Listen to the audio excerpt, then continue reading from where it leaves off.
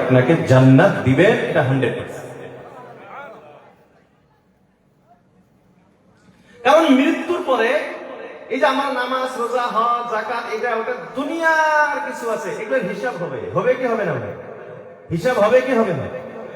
এই হিসাব পরে আগে আসবো যে ইমানদার না নাই। ইমানদার তাহলে হিসাব দেবো, ইমানদার তাহলে হিসাব দেবো, ইমান নাই তাহলে কোনো পেশারি নেই, ডাইরেক্ট জাহান। ইমান নাই ডাইরেক্ট জাহান নাই, ইমান আছে তাইলে এখন হিসাব। তো যদি পাক্কা ইমানদার হই, মুসলমান হই, তাহলে সরাসরি জান্নাত। আর যদি অল্প আছে না আল্লাহ ধোঁকাবাজি করছি, নামাজটা করি নাই, তাহলে আল্লাহ জাহান্নামে নিয়ে কিছু চিকিৎসাবাদী করবো, চিকিৎসা করে আল্লাহ করবো জান্নাতে। সুবহান। তো আমরা ইমান, এটা গর্বের সাথে বলতে হয়, প্রাউড ফিল করতে হয় যে আমি একজন মুসলমান, আমি একজন মুসলমান, এটা গর্বের সাথে বলতে হয়। কেন? আল্লাহ রাব্বুল আলামিন বলেন, ومن أحسن قولا ممن دعا إلى الله وقال إنني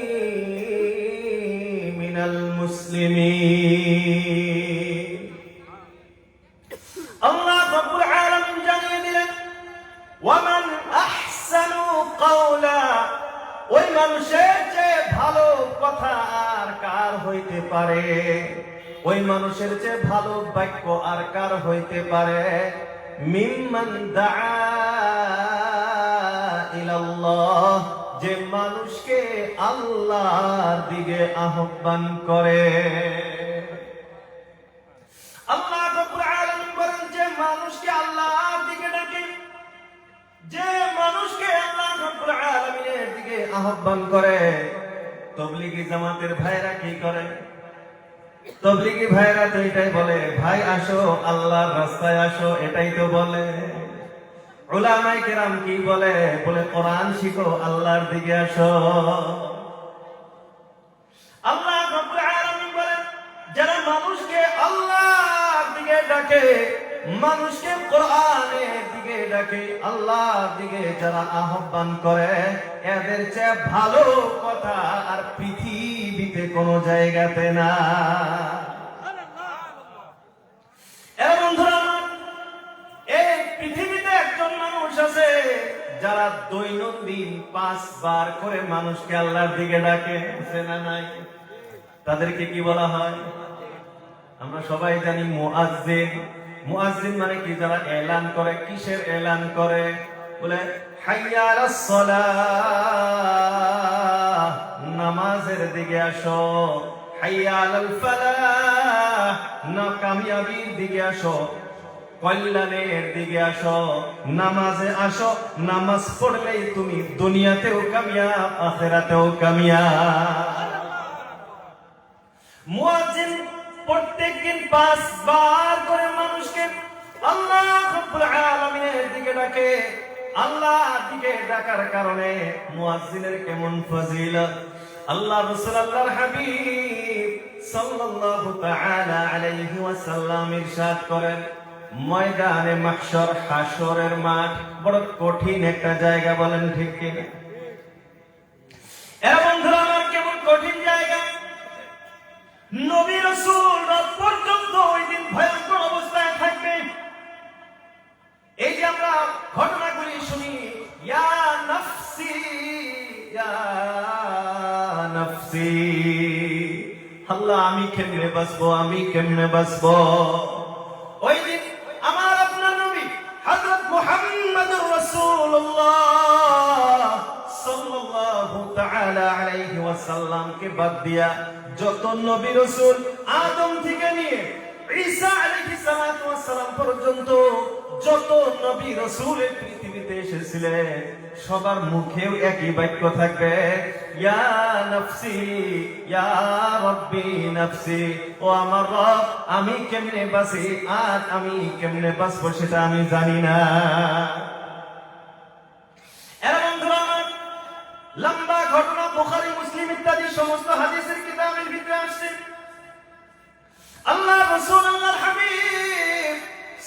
সাল্লাল্লাহু তাআলা আলাইহি ওয়াসাল্লাম ইরশাদ করেন, ওই সময় মানুষ গুনাহের কারণে যে যেমন গুনাহ করবে, গুনাহ অনুযায়ী মানুষ যখন গরমে ঘামবে, কারণ সবাই তো জানি জমিনটা তামা হয়ে যাবে, সূর্য মাথার আধা হাত উপরে থাকবে। গরমে যখন ঘামবে, কিছু মানুষ তার পাও পর্যন্ত ঘামের ভিতরে থাকবে, কিছু মানুষ হাঁটু পর্যন্ত ঘামের ভিতরে থাকবে, কিছু মানুষ কোমর পর্যন্ত, কিছু মানুষ কোমর বুক পর্যন্ত, আবার কিছু মানুষ গুনাহের কারণে ওই ঘামের ভিতরে সাঁতার কাটবে। ওই কঠিন অবস্থায় আল্লাহ রাসূল আল্লাহর হাবিব সাল্লাল্লাহু আলাইহি ওয়াসাল্লাম বলেন, সমস্ত দুনিয়ার মানুষ একত্রিত হয়ে বলবে, আমাদের তো হিসাব কিতাবটা তাড়াতাড়ি আরম্ভ হওয়া দরকার, কারণ এই কঠিন শাস্তি, এই কঠিন ভয়াবহতা, এই অবস্থা তো আর সহ্য করা যায় না।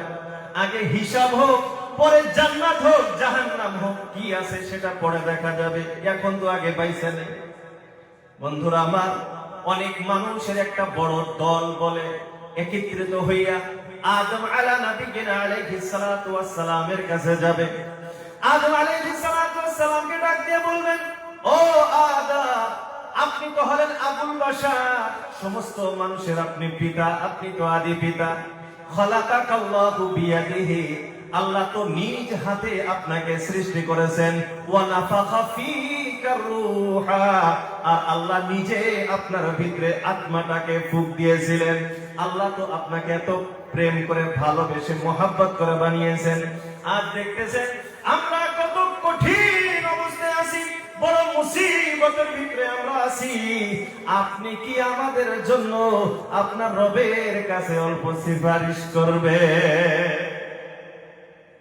আদম আলাইহিস সালাতু ওয়াস সালাম বলবেন, আজ আমার রব এমন রাগান্বিত হয়ে আছেন, আজ আল্লাহ রব্বুল আলামিন এত গুসা হয়ে আছেন, এত রাগান্বিত হয়ে আছে, এর আগে কোনদিন আল্লাহ এমন রাগ হন না। হাদিসের শব্দ, লাম ইয়াগদাব ক্বাবলাহু ওয়া লা ইয়াগদাবা বা'দাহু। আল্লাহ যেমন গুসা হয়েছে, এর আগেও আল্লাহ কোনদিন এমন রাগান্বিত হন নাই, আর ভবিষ্যতেও আল্লাহ কোনদিন এত রাগান্বিত হবেন না।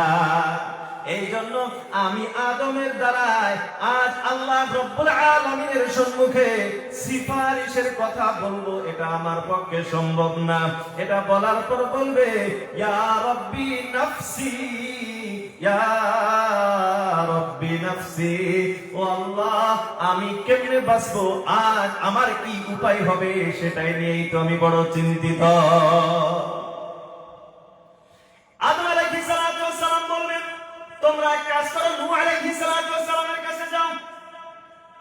সমস্ত মানুষ নূহ আলাইহিস সালাতু ওয়াস সালামের কাছে যাবেন। নূহ আলাইহিস সালাতু ওয়াস সালাম একই অবস্থা।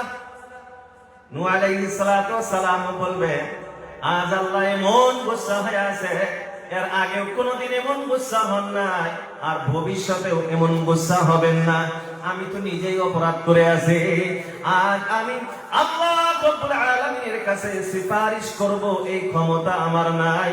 বলে বলবেন, ইয়া রব্বি নাফসি, ইয়া রব্বি নাফসি, ও আমার রব আমি কেমনে বাঁচি, আমি কেমনে বাঁচি। হযরত নূহ আলাইহিস সালাতু ওয়াস সালাম বলবেন, হযরত ইব্রাহিম আলাইহিস সালাতু ওয়াস সালামের কাছে যাও। ইব্রাহিম আলাইহিস সালাতু ওয়াস সালামের একই অবস্থা। ইব্রাহিম আলাইহিস সালাতু ওয়াস সালাম বলবেন, মুসা কালিমুল্লাহর কাছে যাও, কারণ মুসা তো বারবার আল্লাহর সাথে কথা বলছে। দুনিয়াতে যদি কেউ কারোর সাথে বারবার কথা বলে, তার প্রতি ভয়টা কমে যায়, ঠিক কিনা? হুজুরের সাথে আমি ডেইলি কথা বলি, অনেকদিন কথা বলি, তাহলে হুজুরের প্রতি একটা ভয় কমবে কি কমবে না? হযরত মুসা আলাইহিস সালাতু ওয়াস সালামের লকব হলো কালিমুল্লাহ।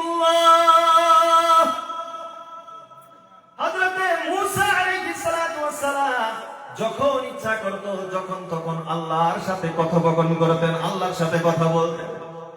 মানুষ বলবে, আপনি তো আল্লাহর সাথে বারবার কথা বলেছেন, আজ এই কঠিন মুসিবতের ভিতরে যে আমরা আছি, এই মুসিবত থেকে উদ্ধার করার জন্য আপনি আল্লাহ রব্বুল আলামিনের কাছে সুপারিশ করেন।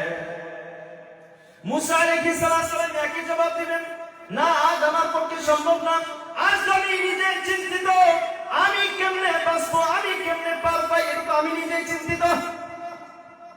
বরং তোমরা একটা কাজ করো, হযরতে ঈসা আলাইহিস সালাতু ওয়াস সালামের কাছে যাও।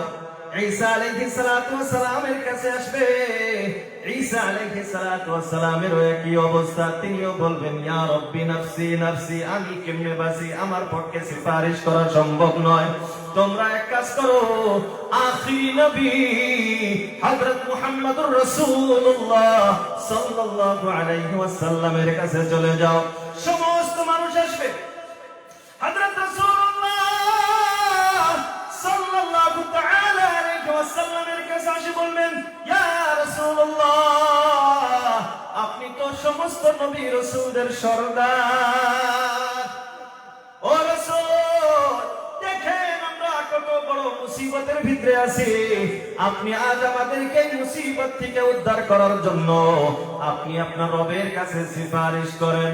এর বন্ধুরা আমার নবী, আপনার নবী হযরত মুহাম্মদুর রাসূলুল্লাহ সাল্লাল্লাহু আলাইহি ওয়াসাল্লাম বলবেন, হ্যাঁ হ্যাঁ অবশ্যই আমি সুপারিশ করব, আর এটাই তো আমার কাছে সুপারিশ করা হবে।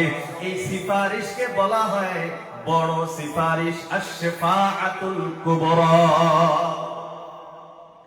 এর বন্ধুরা আল্লাহ রাসূল, আল্লাহর হাবিব সাল্লাল্লাহু আলাইহি ওয়াসাল্লাম ওই দিন সুপারিশ করবে। আল্লাহ রাব্বুল আলামিন সুপারিশটাকে কবুল করবেন এবং হিসাব কিতাব আরম্ভ করে দিবেন। বলার উদ্দেশ্য হলো